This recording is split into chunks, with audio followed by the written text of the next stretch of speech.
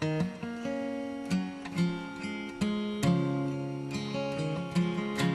we're going to talk to the camera so we're on screen. Please, oh, by the way, don't look at the camera. Look at me or look at each other.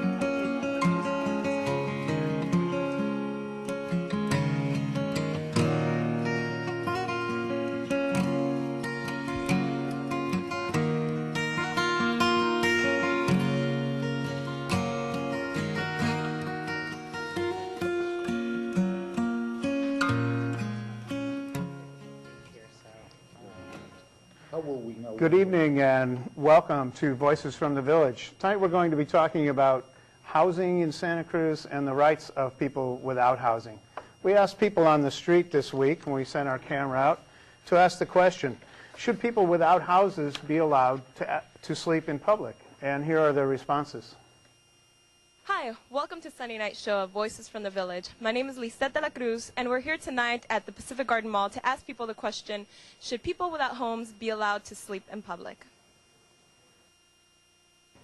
If they're in their cars, that's their own property. And, you know, I think that, you know, for a lot of less fortunate people, I mean, that's their only, you know, that's their only option. I'm saying, you know, I think that's okay. Parks, you know, I think... depending on the circumstances, you know, but in public places out like this, you know, where, you know, there's a lot of foot traffic and stuff like that, I think that should probably be more regulated, you know, not in busy public areas, but, you know, when they're more out of the way in cars and in parks and things like that, sure, but I mean, obviously, we're going to want to create some sort of more long-term solution to that, housing and things like that. I don't know how that would work, but I mean, I see both sides. You know, businesses want to present a certain image, and you know, they want to be attractive to customers and things like that. But at the same time, we can't just you know, shove people under the rug. But your question was, should people be allowed? And I think the answer is yes. We have no right to tell someone what they can and cannot do in public because it bothers me that someone's sleeping. That's my problem. That's not their problem. I could see it from one perspective, how people wouldn't want, you know, people just laying out and, you know, seeing it. But on the other hand, you know, poverty has to be seen. So if people see that people are struggling and people are sleeping on the streets, maybe it's a good thing and people realize that there's a problem. No. No. Yeah. What are your thoughts on that? Is there any reason behind it? Well, I just think that if you're sleeping in public, then you're doing other things in public.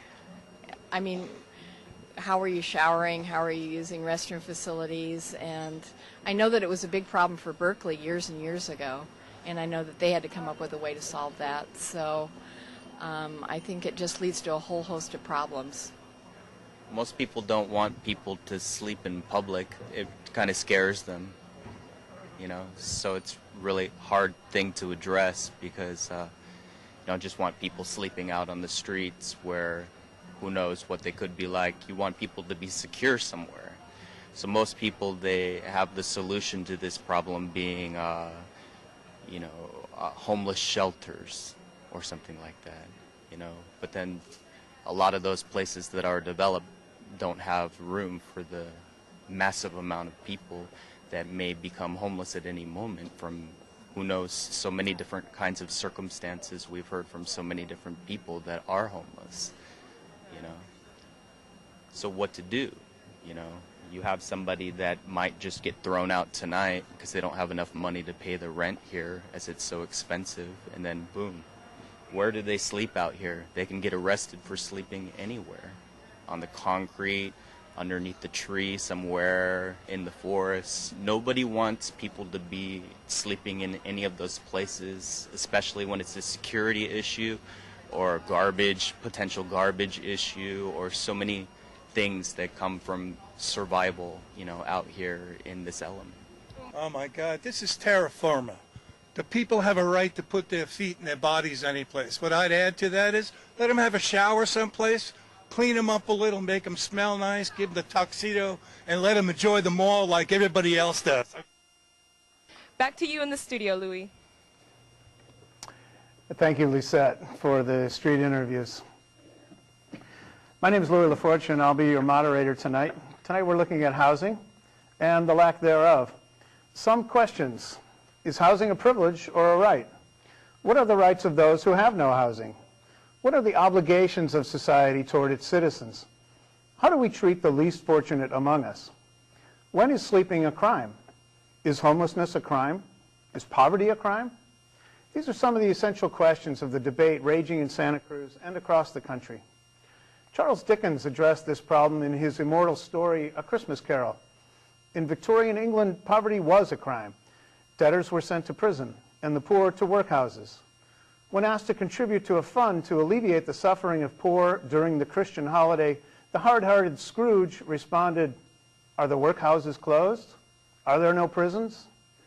Across the channel, Dickens' contemporary Anatole France commented sardonically, "The law, in its majestic egalitarianism, forbids the rich, as well as the poor, to sleep under bridges, to beg in the streets, and to steal bread."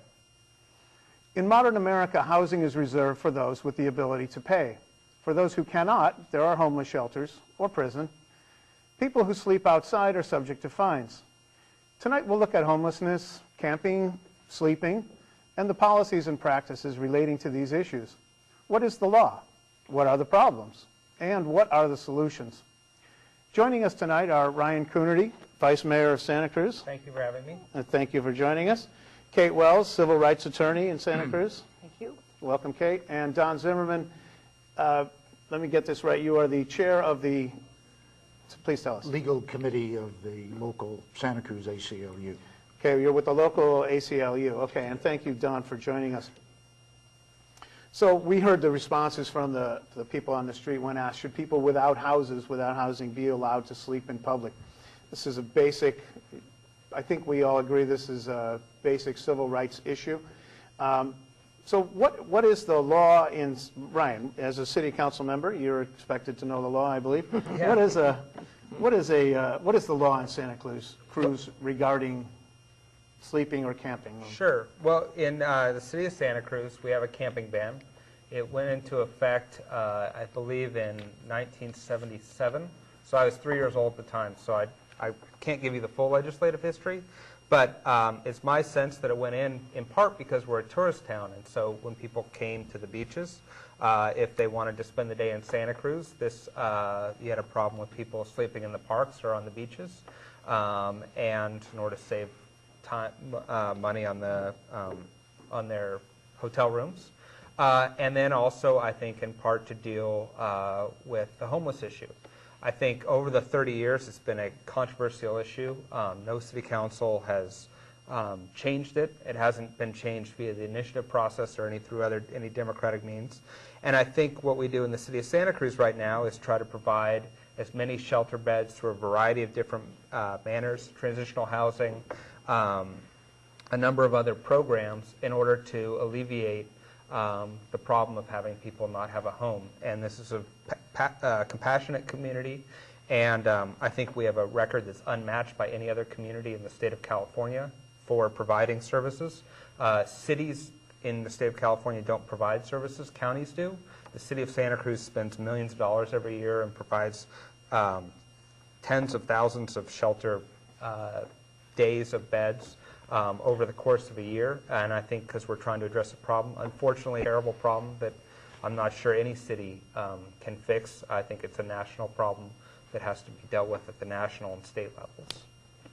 So specifically, can you talk about the specifics of the law? What does it say? What does the ordinance say, and what are the penalties provided for in the ordinance? Yeah, the ordinance says that you can't sleep can't camp or sleep outside, I believe, after dark.